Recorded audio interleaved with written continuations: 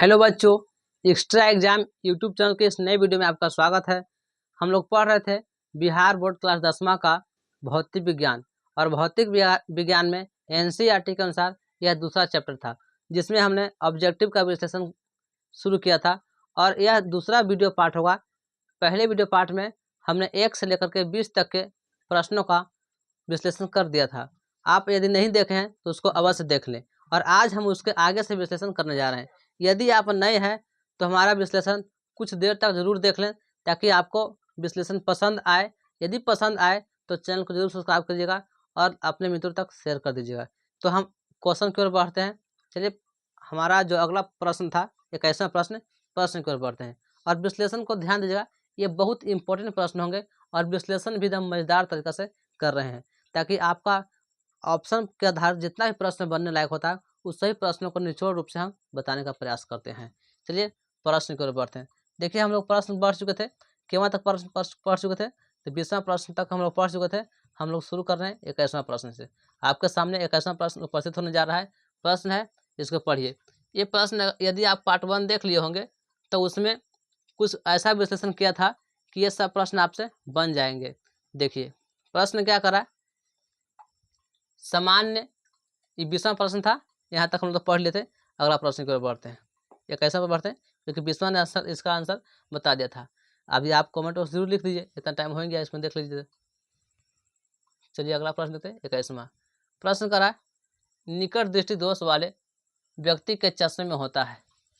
निकट दृष्टि दोष जिन व्यक्तियों को हो रहता है तो वह किस तरह के चश्मा लगाते हैं, मतलब उस चश्मे में क्या उपयोग करते हैं। तो निकट दृष्टि दोष में हम लोग पढ़े थे कि अवतल लेंस का उपयोग करते हैं। तो उनके चश्मा में अवतल लेंस का लगा होगा। अगर वही व्यक्ति को दूर दृष्टि हो रहेगा तो उसमें उत्तल का प्रयोग करेंगे। वही व्यक्ति को अगर जरा दृष्टि दोष हो रहेगा तो वह द्विफोक्सी लेंस का प्रयोग करेंगे। यदि व्यक्ति को अबिंदुकता हुआ रहेगा तो बेलनाकार लेंस का प्रयोग करेगा। ऐसा विश्लेषण हमने कर दिया था। फिर से लिख देते हैं। देखिए, निकट किसका करेंगे, बेलनाकार किस में करेंगे, बेलनाकार किस में करेंगे हम लोग, बेलनाकार तो अबिंदुकता में, अबिंदुकता में, बिंदुकता तो इसे बिंदु हो गया, अबिंदुकता में। अवतल किस में करते हैं, अवतल करते हैं निकट में, निकट में, निकट में। फिर कर रहा है कि उत्तल किस में करते हैं, तो उत्तल लेंस में, दूर दृष्टि दोष में। तो इस प्रश्न में करा है निकट दृष्टि दोष वाले व्यक्ति के चश्मे में होता है। निकट दृष्टि दोष वाले व्यक्ति के चश्मे में तो अवतल लेंस होगा। आपका ऑप्शन होगा बी। उत्तल लेंस नहीं होगा, अवतल लेंस होगा। आपका ऑप्शन कौन होगा, बी।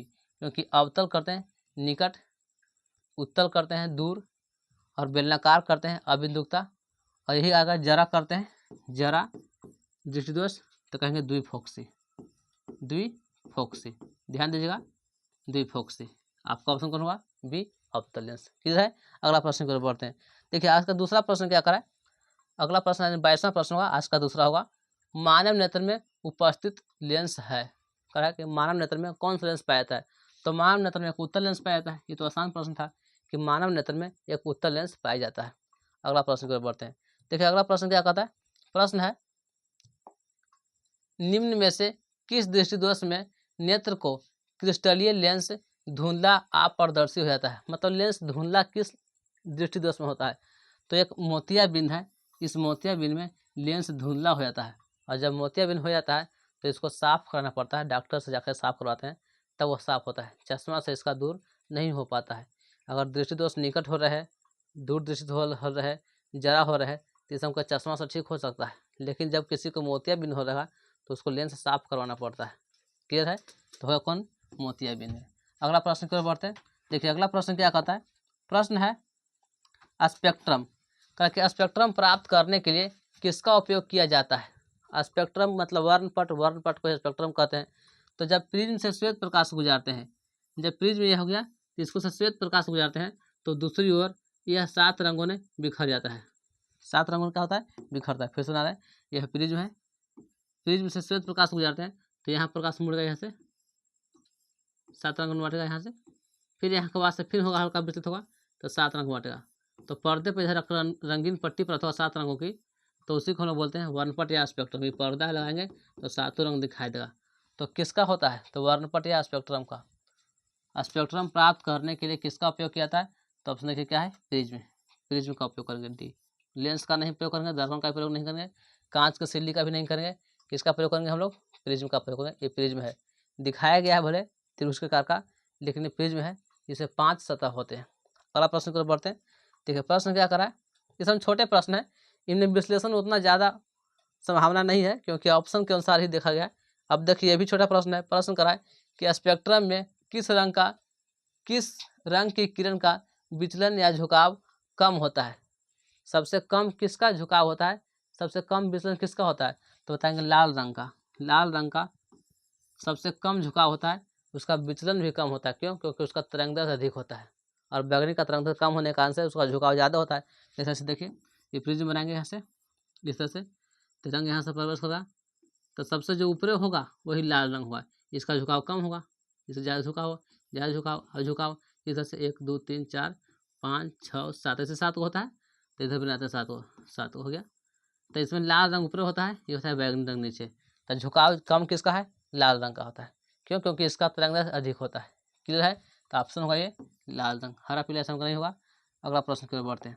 देखिए अगला प्रश्न क्या करा है, 26वां प्रश्न करा है कि दीर्घ दृष्टि दोष के निवारण के लिए उपयोग किया जाता है। अभी पहला प्रश्न पर यही चर्चा कर रहे थे। दीर्घ दृष्टि दोष, कौन दृष्टि दोष है? दीर्घ, मतलब इसी को दूर दृष्टि दोष कहते हैं। एगो है निकट, निकट में करते हैं अवतल और दीर्घ में करते हैं उत्तल। फिर से बतला दिए। इसमें कहेंगे जरा दृष्टि दोष में कहते हैं किसका प्रयोग करते हैं? तो द्विफोक्सी लेंस का प्रयोग करेंगे, द्विफोक्सी, और यही कहते हैं। अगला कहेंगे ये हो गया जरा दृष्टि दोष में द्विफोक्सी, दीर्घ में उत्तल, निकट में अवतल। अगर यही रहे आपको मोतियाबिंद तो लेंस का साफ कराना पड़ेगा। एक और होता है उसमें कोई एक बार में एक अक्ष दिखाई देता है, एक अक्ष या तो बाई अक्ष दिखाई देता है, उसको हम लोग क्या बोलते हैं? तो ये ऑप्शन देखते हैं, अगर प्रश्न मिलेगा तो बतला दिया जाएगा। निकट कराएगा इसमें दीर्घ दृष्टि दोष के निवारण में, तो दीर्घ में कौन होगा? उत्तल। तो आपका सही जवाब होगा कौन? उत्तल लेंस होगा। क्लियर है? जरा होगा तो द्विफोक्सी लेंस, दीर्घ होगा तो उत्तल लेंस, निकट होगा तो अवतल लेंस। क्लियर है यहाँ तक? अगर अबिंदुकता होगा, इसी के बारे में सोच रहे थे, अबिंदुकता होगा तो बोलेंगे बेलनाकार लेंस। अगला प्रश्न की ओर बढ़ते हैं। देखिए अगला प्रश्न क्या करा है, प्रश्न करा है प्रिज्म से प्रकाश की कौन सी परिघटना घटती है? अभी थोड़ा देर पहले बताएं प्रिज्म से कौन सा घटना घटता है, तो बोलेंगे प्रिज्म से वर्ण विक्षेपण की घटना होता है। वर्ण विक्षेपण होता है, वर्ण विक्षेपण के कारण ही वर्णपट या स्पेक्ट्रम का निर्माण होता है। और स्पेक्ट्रम में 7 रंग होते हैं, 7 रंग में सबसे अधिक तरंगदैर्घ्य लाल रंग का होता है और बैगनी का सबसे कम होता है। चलिए अगला प्रश्न की ओर बढ़ते हैं। अगला प्रश्न क्या कहता है, देखिए प्रश्न है प्रकाश के किस रंग का तरंगदैर्घ्य सबसे कम होता है? अभी तो इसका चर्चा कर ही रहे थे, तरंगदैर्घ्य किसका कम होता है बताइए? तो कहेंगे बैगनी का सबसे कम होता है, लाल का तो सबसे अधिक होता है तरंगदैर्घ्य। तरंगदैर्घ्य का मतलब दूरी। देखिए बैगनी का तरंगदैर्घ्य इस तरह से होता है, ये बैगनी का तरंगदैर्घ्य है। अगर लाल के कहें तो इस तरह से तरंगदैर्घ्य लाल का पूरा देखिए इतना दूर दूर फैलेगा, इतना दूर तक जाएगा। तो इसमें धूल कण आएगा तो कम फैलेगा, लेकिन इसमें धूल कण आएगा तो पूरा फैल जाएगा, पूरा दिखाई देगा, एकदम पूरा रंगीन रंगीन दिखाई देगा। तो इसमें बैगनी का सबसे क्या होता है? तरंगदैर्घ्य सबसे कम होता है। क्लियर है? अगला प्रश्न की ओर बढ़ते हैं। देखिए अगला प्रश्न क्या करा है, 28 के बाद 29वां प्रश्न करा है। पढ़िए, प्रश्न आसान है, पढ़कर के आप उसको जवाब दीजिए। प्रश्न करा, सुन लेते। आकाश का रंग नीला प्रतीत होता है क्यों? आकाश का रंग नीला क्यों होता है प्रतीत? क्वेश्चन नहीं था? हाँ यही था। आकाश का रंग नीला क्यों होता है प्रतीत? देखिए तो आकाश का रंग नीला प्रतीत होता है किस घटना के कारण से? प्रकाश के परिवर्तन के कारण? तो नहीं, प्रकाश का परिवर्तन नहीं। प्रकाश के प्रकीर्णन के कारण? हाँ, प्रकाश के प्रकीर्णन के कारण से। प्रकाश का परिवर्तन नहीं, इनमें से कोई नहीं। तो प्रकाश के प्रकीर्णन के कारण से आकाश का रंग नीला प्रतीत होता है। क्यों? क्योंकि प्रकाश का प्रकीर्णन होता है जिसमें सबसे ज़्यादा प्रकीर्णन बैगनी रंग का होता है, नीला रंग का होता है, ये सब नीले प्रकृति का होता है। तो इसलिए आकाश का रंग क्या होता है? नीला। छोटे छोटे धूल कणों के सहारे प्रकाश के रंगों के बिखरने की घटना ही प्रकाश का प्रकीर्णन कहलाता है। और जब बिखर जाता है तो रंग, सबसे ज़्यादा रंग कौन बिखरता है? नीला दिखाई देता है। तो आपका आंसर होगा कौन? प्रकाश का प्रकीर्णन के कारण। क्लियर है। अगला प्रश्न की ओर बढ़ते हैं। देखिए अगला प्रश्न क्या है, तो सा इसको फिर सब्सक्राइब कर देते हैं। अगला प्रश्न की ओर बढ़ते हैं। तीसरा प्रश्न, तीसरा प्रश्न में क्या करा है, आंख व्यवहार होता है। देखिए आंख का व्यवहार होता है अवतल दर्पण की तरह, उत्तल लेंस की तरह, समतल दर्पण की तरह, इनमें से कोई नहीं। तो आंख में होता है उत्तल लेंस, तो उत्तल लेंस के व्यवहार करेगा। कौन सा लेंस होता है, उत्तल। ऑप्शन होगा उत्तल लेंस, बी होगा। क्लियर है। अगला प्रश्न की ओर बढ़ते हैं। एक तीसरा प्रश्न की ओर बढ़ते हैं। देखिए आज का सेशन एकदम छोटा सा प्रश्न है। इसका पिछला सेशन आप नहीं देखें तो उसमें देखें बहुत दमदार सेशन था, बहुत मज़ेदार सेशन था, उसमें बहुत इंपॉर्टेंट प्रश्न था। उन सब प्रश्न पर जो चर्चा हम कल डिस्कशन किए थे ना, वो सब आज छोटा सा रूप में मिल रहा है। जो विश्लेषण किया गया था उस विश्लेषण का छोटे रूप में मिल रहा है, तो इसलिए छोटा वीडियो बन जा रहा है इसका। इसका कम कम विश्लेषण हो रहा है। देखिए प्रश्न करा है, एक साधारण प्रिज्म कितने सतह से घिरा होता है। तो जब प्रिज्म होता है तो 5 सतह से घिरा होता है। कैसे होगा प्रिज्म, देखिए एक इस तरह से 2 सतह हो गया, एक इधर एक इधर, एक सामने 3, एक पीछे 4, एक नीचे होता है 5 सतह। प्रिज्म में कितने सतह होता है, 5 सतह होता है। तो प्रिज्म में कितने सतह कहेंगे, 5। और प्रिज्म अपनी ओर आने वाले किरण को आधार की ओर मोड़ता है। ये प्रश्न है कि प्रिज्म अपनी ओर आने वाले सभी प्रकार के किरणों को आधार की ओर मोड़ता है, नीचे की ओर मोड़ता है। क्लियर है। ये प्रश्न पूछा जा सकता है। अगला प्रश्न क्या कराए, यदि प्रश्न कराए यदि किसी वस्तु का प्रतिबिंब रेटिना के पीछे बनता है तो वह व्यक्ति किस दृष्टिदोष से पीड़ित है। यदि आप वो वीडियो देख लिए होंगे तो ऐसे आपको सब बन जाएगा। देखिए यदि नहीं देखें तो फिर उसको जरूर जाकर देख लीजिएगा वीडियो में, क्योंकि इसमें जितना कंसेप्ट है ना वो सब कंसेप्ट को हमने बतला दिया है। देखिए बतला रहे ये लेंस है या, और होता क्या है कि प्रतिबिंब रेटिना के पीछे बनता है। नेत्र लेंस का फोकस दूरी बढ़ जाता है या नेत्र गोलक छोटा हो जाता है। देखिए नेत्र गोलक छोटा हो जाता है और फोकस दूरी बढ़ जाता है, या फोकस दूरी क्या होता है, बढ़ जाता है। तब क्या होगा, देखिए यहाँ से इस प्रकाश किरण, तो ये है रेटिना, तो रेटिना पर प्रतिबिंब बन के रेटिना के बाहर बन जाता है। ये है रेटिना, प्रतिबिंब बना चाहे रेटिना पर, लेकिन रेटिना के पीछे बन रहा है। तो यह कौन सा दृष्टिदोष हो गया, आप लोग बताइएगा। देखिए इसमें एक और फिगर होता है इस तरह से, इसमें नेत्र गोलक का होता है बड़ा हो जाता है और प्रतिबिंब बना चाहे रेटिना पर, लेकिन रेटिना पर नहीं बनता है, रेटिना से पहले बन जाता है।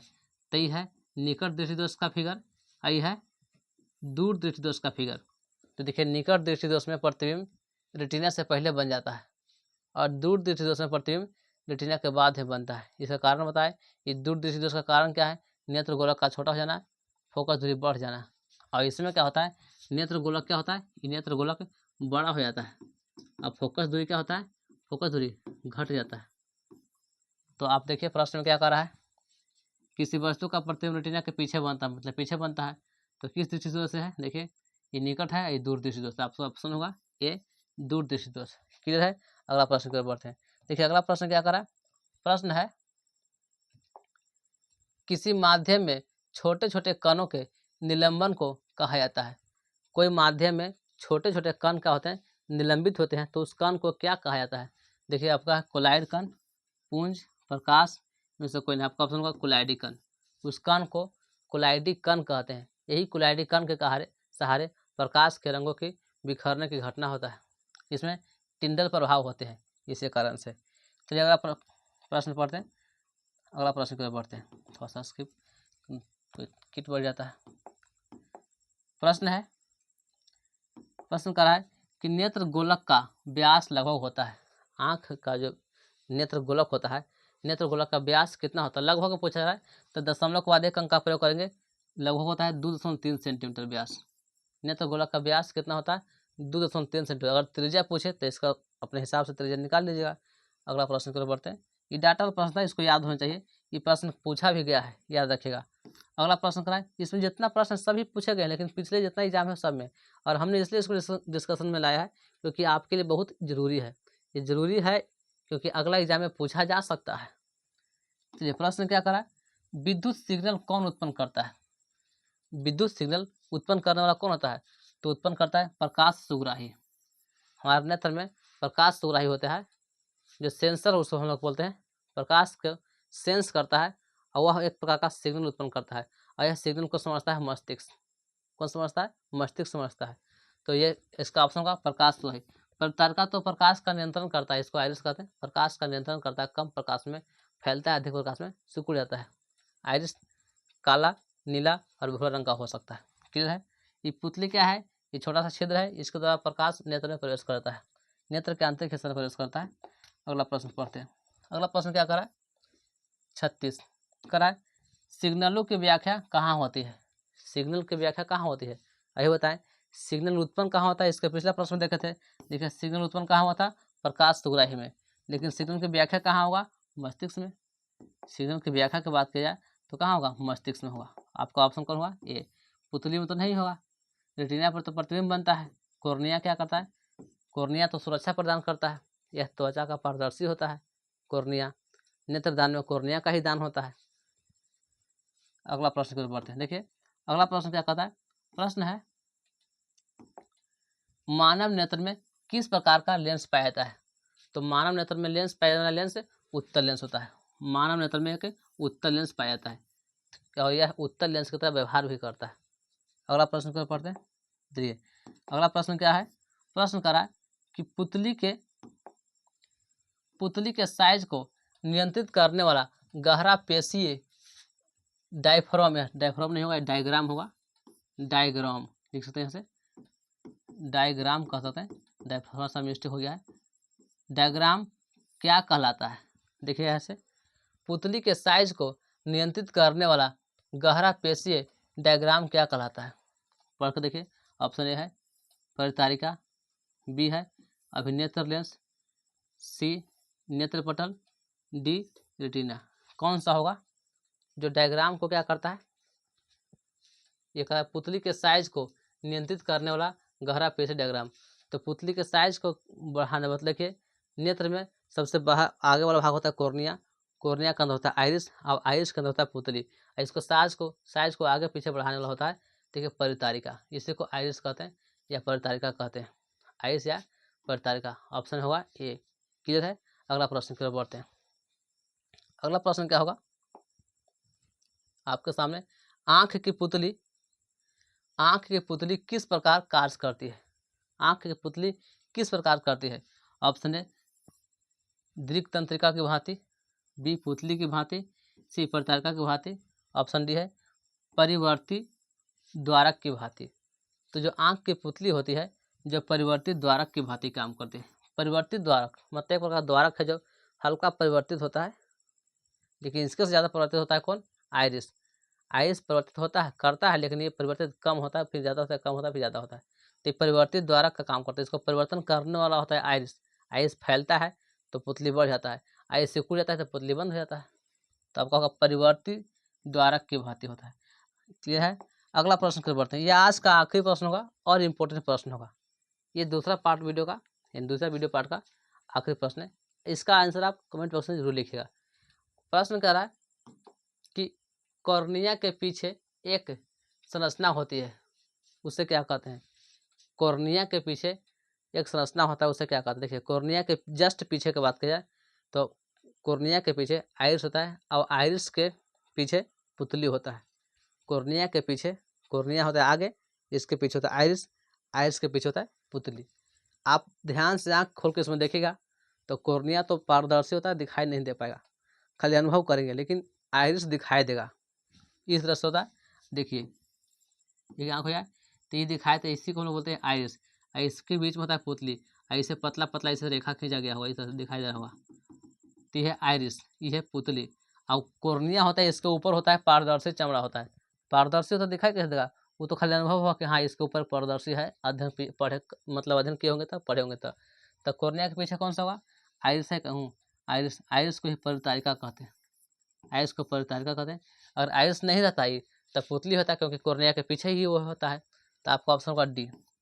आज का ये सेशन कैसा लगा कमेंट बॉक्स में जरूर बताइएगा। इसके बाद हम मिलेंगे अगले चैप्टर में। यदि आप नए हैं तो हमारे चैनल को जरूर सब्सक्राइब कर लीजिएगा और अपने मित्रों तक जरूर शेयर कर दीजिएगा, ताकि आपके साथ साथ अपने मित्रों का भी अच्छा से अच्छा पढ़ाई हो सके, हम उनको भी पढ़ाई में सहायता कर सकें। और आप सब्सक्राइब करते समय बेल आइकन को जरूर दबा दीजिएगा ताकि सूचना आपके पास जल्दी पहुंच जाए। मिलते हैं अगले वीडियो में। धन्यवाद।